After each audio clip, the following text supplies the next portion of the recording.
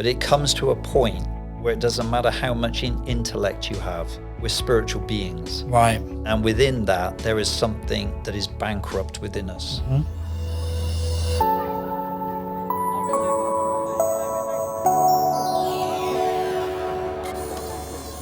So welcome to this part of our podcast. It's a whole new thing. We got Pastor G here. Come on. Come on, Dave. Yeah, come on. Exciting. And if you haven't connected to this, if you haven't listened to it, maybe you're watching on YouTube, the whole heart of wanting to take things kind of to a next level of the content is, I think we've talked about this a lot, that often you hear something on a Sunday, but if you ain't doing something with it on Monday, Tuesday, Wednesday. Absolutely, Dave. Yeah. I mean, this frustrates me so much. It's like you come and you prepare, a message that you believe is going to be relevant and helpful for people. But what we do in the week after that, if we don't do anything, it gets lost. Yeah. Just on to the next thing. So I think it's a great way of being able to sort of feed something more in, to bring That's challenge, to help people work it out through the week. Definitely, yeah. So maybe you're listening to this on the treadmill, maybe you're on the commute to work, maybe you're watching this at home, but whatever, the whole heart of this is not to give you more content, it is to try and help you put that content into action.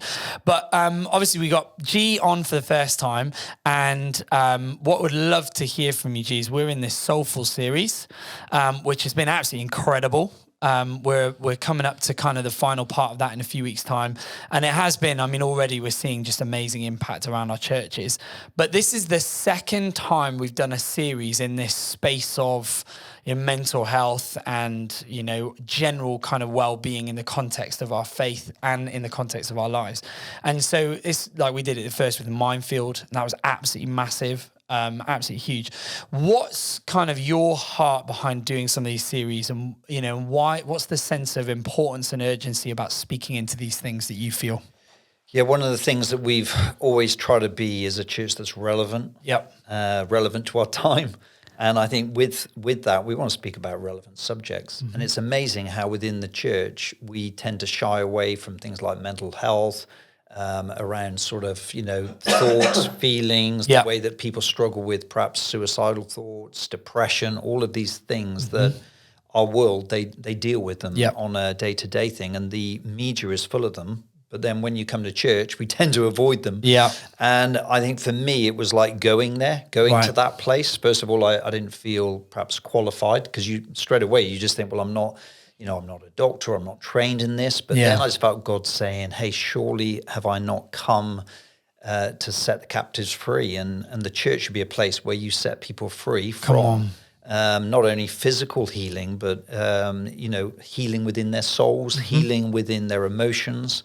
And I think from doing so many years of pastoring and journeying with people and going through all sorts of challenges and history with people, that you end up thinking, I want to help people more. I want to see people more find freedom. Yeah. And so as a church, I just thought we've got to bring this as a series. So last year was the first one, Minefield.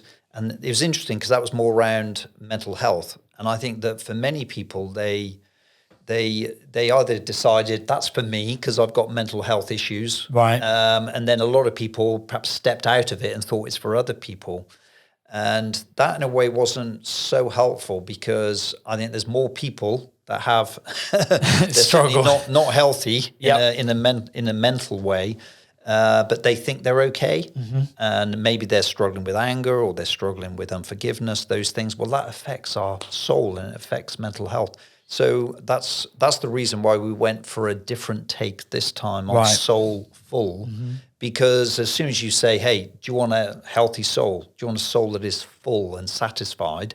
Well, nearly everyone's going to put their hand up. Yeah. So it's far more inclusive this time.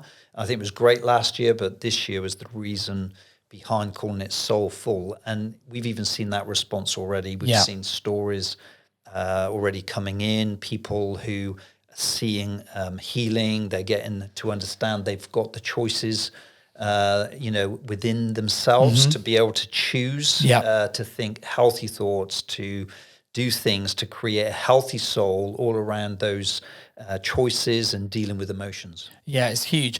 And I think one of the things that not only in this series, but I guess where we started last year when we were specifically looking at mental health, the theme that's run through both is the almost the complete picture of who we are, that you can't compartmentalize our spiritual life and then our physical life. And they all sort of work together. And we obviously heard about that in week 1 when you were explaining about how God has made us and the impact of our emotions, our thoughts, our mind, but then how that can actually result physically. And we heard from Hannah Salas, and she was saying about how even in a medical sense, there are physical realities that come from our internal mental state. And it's really profound. But obviously you and H, you've been pastoring for over 30 years. And, these truths would have been relevant then as they are now. But we've talked a little bit about, I guess, almost like seeing trends and changes in the world, even like over the last 10 years and thinking about, some of the technological things. What do you think are some of the things you've noticed about almost the state of people's souls and the health of where we're at? Yeah, I think I've seen people, they do tend to talk more, which is a positive thing. There's this whole thing of let's talk more about the way we feel.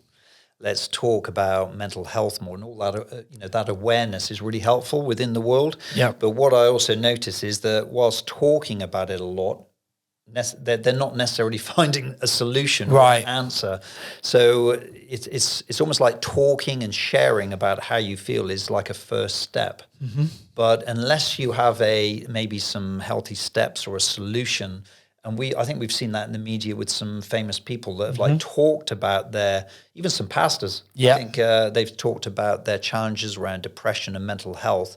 And because of being an advocate for those things which are good, you tend to think, well, that's the solution, is let's just talk more about it. Yeah. The world is talking more about it, but people are still taking their life. Yeah. They're still stuck in a place of darkness, and that's where again the church, we've got to be an answer to the world. We've got to be an antidote. We've got to bring that hope.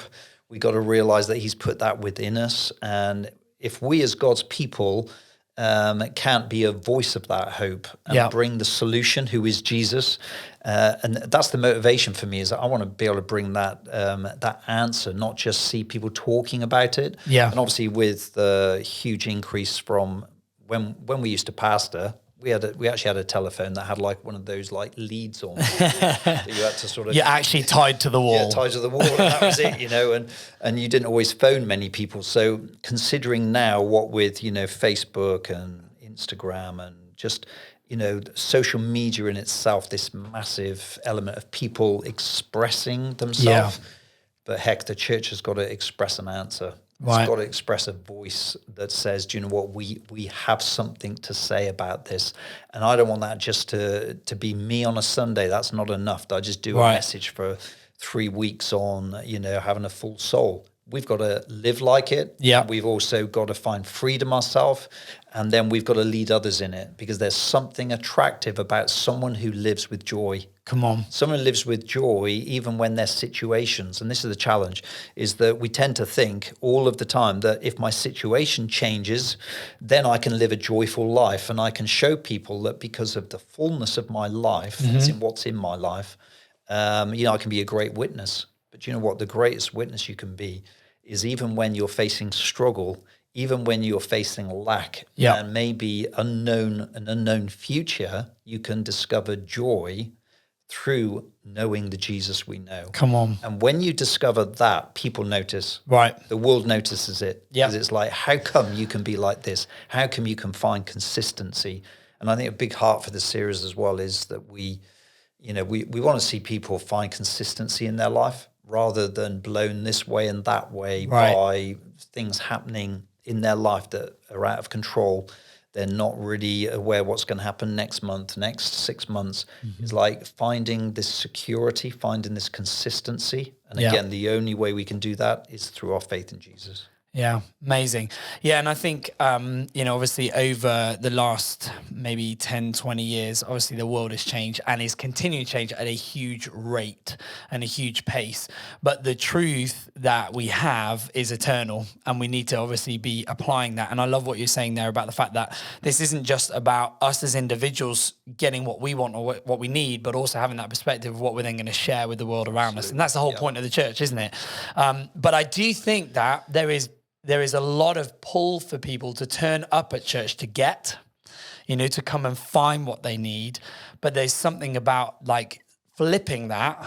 And then obviously it's not about getting, it's about giving, and whatever we do receive, sharing. So obviously a massive part of the series is not just to see people seeing change, but then to be the example of change. And I know in the second message, one of the principles you started to talk about that I think we want to expand on is this just idea of what comes in and come out of this is massively important, this idea of flow. But I know that that's something you want to expand on and share about. Yeah, there's so much of this gospel, this love that God has given us that is basically to give away. We've got to allow it to flow out from us. Right. And one of the things that we can be challenged with around some mental health things, and what it does is it gets us to focus on ourselves. Mm-hmm. I think it's really important that we understand that let's not just get ourselves fixed for ourselves. Let's I'm going to have more of a full soul, so I live a bigger life. It can be very self-focused, but everything about Jesus was, I'm going to come and do this for you so that you go out and do it for others. Right. And this all comes around this flow, the idea of the flow, what flowed out of who Jesus was and how it flowed out to those around him. But then it's like, you need to take this and let it flow out to those who are sick. I've come for the sick. Mm-hmm. And this flow, I want to just impress this idea again on everyone, that we can choose to have a flow. We can either just come and receive through a message, and then personally feel better about ourselves, and hey, I'm in a healthier place, and I'm thinking in a healthier way, and this is all great stuff, and it stops there. And I think we just fall short of God's best in that way, because it should flow out of us. And if it's not flowing out of us, if it's not impacting the world that we're living in, we're only having a small measure of what God does. And with it can even sometimes continue to be reduced. But as you allow more of a flow, the more of the flow comes through you. Right. So the more that I'm willing to live, and I mentioned those fruits of the Spirit that are all within the character of who Jesus is, those fruits, as we decide to go out and show kindness, and love and patience, and we start living our life through these things, and gentleness, they're action words. Yeah. They're things that we actually act out. And I mean, I may do this, but perhaps I've already done it at this point, but I would love to just come back from that second preach and just say, okay, how have you, because the question was, how are you going to go out and distribute these things within you to create this flow? And I'd love to go and ask some of our guys in church and just say, hey, what have you done this week to demonstrate kindness? That's great. And I think we should, just one thing, but we should be doing it almost daily. Mm-hmm. And I want to put that challenge out again, because we so often contain and keep it. Oh, I didn't have the opportunity. Really? Yeah, you've got to make the opportunity, haven't you? You've got to look for the opportunity. And we're in a world where there is a vacuum of this stuff. Mm-hmm. And it is just that we're sometimes too self-focused. We've got to look to get the flow out, because ultimately when that flow goes out to others, it comes back at us even more. Yeah. It's like you've got to find a way of getting the flow. It's got to move more and more through tapping into these gifts. And so I'm just passionate about encouraging our guys, take action on the word, take action on the way don't be dominated by your feelings, but your mind can make decisions, good choices. You can set your mind on things above and not below. Come on. And that talks about these gifts, that we would practice them, demonstrate them. That's who the people of God are. Yeah. And we've talked about this before. And I remember saying to you that I read this little article that there was research done by Princeton University in the US. And it was about people who'd gone on training days for work, and that those who didn't action something within the first 6 days of hearing it would forget over 75% of what they'd heard. And, it connects to this idea that we can hear something on a Sunday, but if we're not learning to flow, if we're not learning to do it, if we're not learning to action it, we're just going to come back the next Sunday hoping for another, hoping for another hit, isn't it? And, I know that's kind of, I think, what we're trying to, I guess, impress on people. I can literally preach on a Sunday and say in the cafe after when I'm chatting to people, I can hear people contradict through a statement of what I've just preached, as in God, God's truth, God's promise, God's hope. They'll contradict it through their conversation of almost like, well, yeah, it was great, but not sure if it's for me, or oh, well, I've got these issues, and we undo it.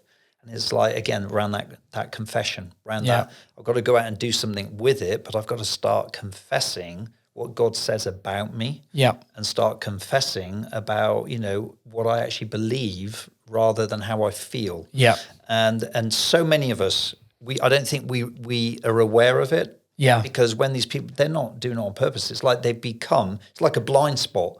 Trouble with the blind spot is you can't see it. And it's like we have got a way of thinking, and we don't quite realize we think like that automatically. Right. And we've got to start recognizing it. We've got to start seeing that actually I'm always undoing what God wants to do in me. Yeah. So I guess, have you got any sort of, thoughts, tips, or things that you have developed as habits to help you do that? Because I think you're right. I think that there are times where I've talked with people and it can be a bit of a Stockholm syndrome. Sometimes we don't actually want to get free from the thing that holds us captive, but most of us are turning up on a Sunday deep down with desire, but we don't see ourselves doing it. But I know we have, as me and Saz, we've tried to develop habits, and I'd be interested to ask you, what are some of the habits that you have developed, or is there anything you do consciously, or you can think of that you do subconsciously that's helped you notice and action and not contradict that which God is saying to you? Yeah. So for many years, I was one of those people. Right. So I actually heard God's plan for me. I heard, prophetic words about my future.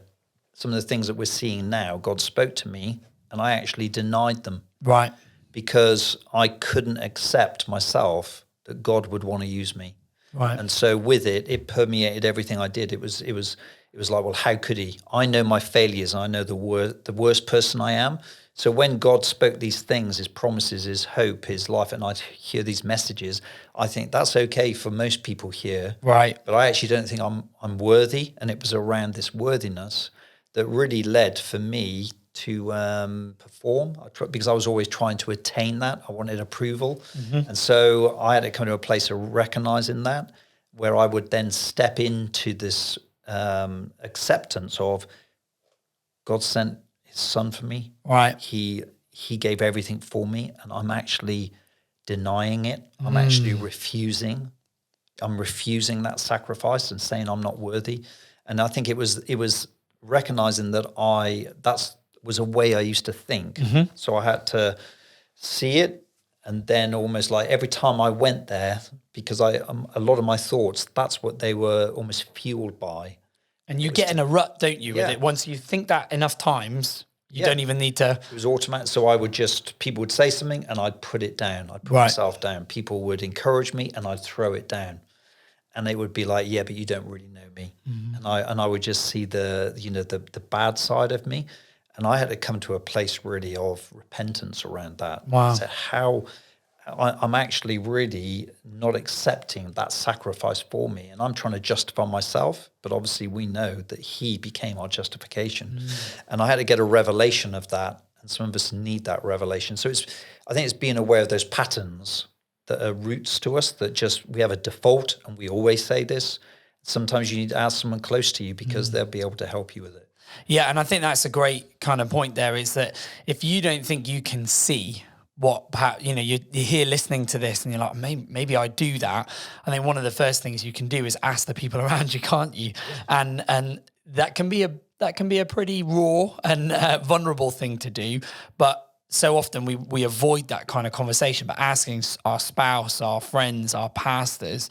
But I also think that you can like we can do that for ourselves as well. So one of the things we talk about in the freedom courses, we talk about just from time to time, make some space and think about the kind of things you always say or you don't say, you always do or you don't do, the kind of things you just, and through that you start to develop this ability to see, what's going on. But I think, one thing I think is really profound of what you just said there was that obviously noticing the patterns and seeing the path of like those things is key. But the thing that breaks it is coming back to the cross and coming back to the fact this fundamental historical thing that has happened, that God has done, that's got nothing to do with who you are, your performance. That's what defines our value. That is so liberating, isn't it? Because on your worst day, it's still true. Yeah. On your best day, you're still not, it's... And that's what we as the church can offer differently, because you have, a lot of this could even be good for people like a self-help type way. Right. What we've been teaching around, hey, take control of your feelings and know that you've got a mind that can make choices. You could almost do all of that, but it comes to a point where it doesn't matter how much intellect you have. We're spiritual beings. Right. And within that, there is something that is bankrupt within us. Mm-hmm. There's something that we cannot save ourselves through clever thinking. Right. We can't save ourselves by just thinking, well, I'm just going to think more positive about myself and be this way. I needed to know that Christ, he came and he died for me and he paid the cost. He became my righteousness. Wow. I could never do that. I could never become right.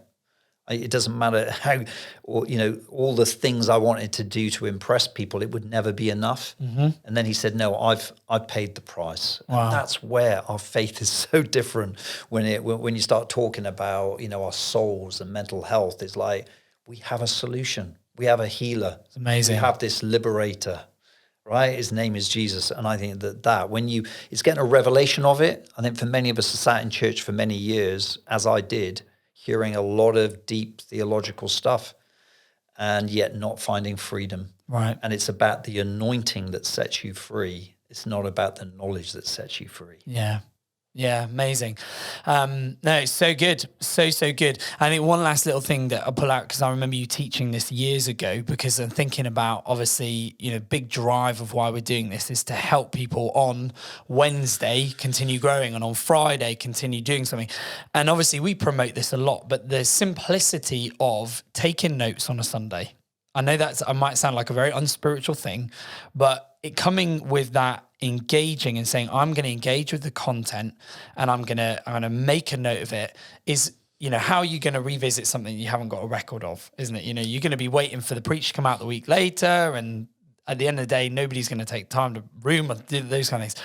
But I remember you sharing with us, it was about 10 years ago, and it was a game changer for me and Saz. And you said that whenever you take notes, you're not just trying to write down the content, but you will write down obviously key content references, but you ask yourself 3 questions. And in every message you say, okay, what do I need to action? What do I need to share? And what do I need to change?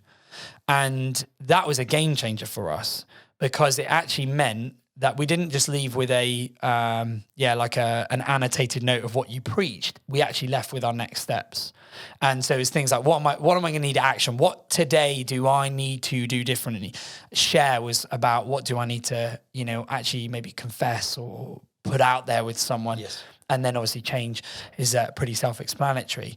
But for you, like obviously taking notes like that, it's more about being intentional of what I'm going to do with it on Monday and what I'm going to do with it on Tuesday, isn't it? Because so often you will speak to people, in a church environment, and you might say, right, what was the message 3 weeks ago? And people struggle. I think when I preached 3 weeks ago, I struggled to remember.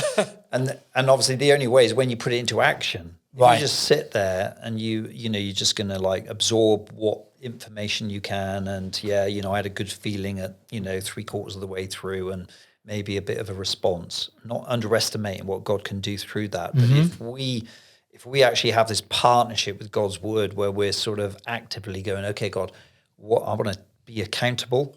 And those 3 things are around being accountable. It's like, how accountable are we with what God is giving us? And I think that whoever gets up and speaks within our church, we have amazing communicators, and there's always truth that's coming in a relevant way through his word.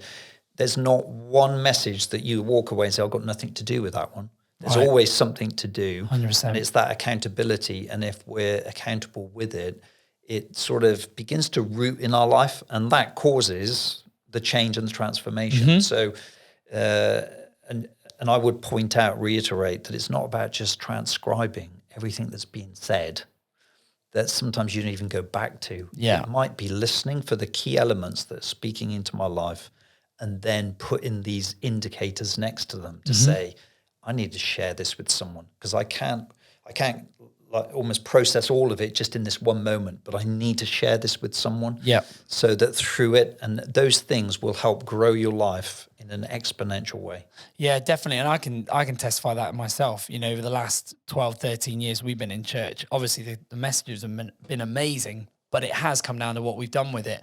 And so again, I think if you're listening to this today, you know, press pause now. And you know, don't see the goal of this as listening to the whole of this podcast. The goal is, what am I going to action? What am I going to share? What am I going to change? And you repeat that, and it's going to bring huge amount of breakthrough and change.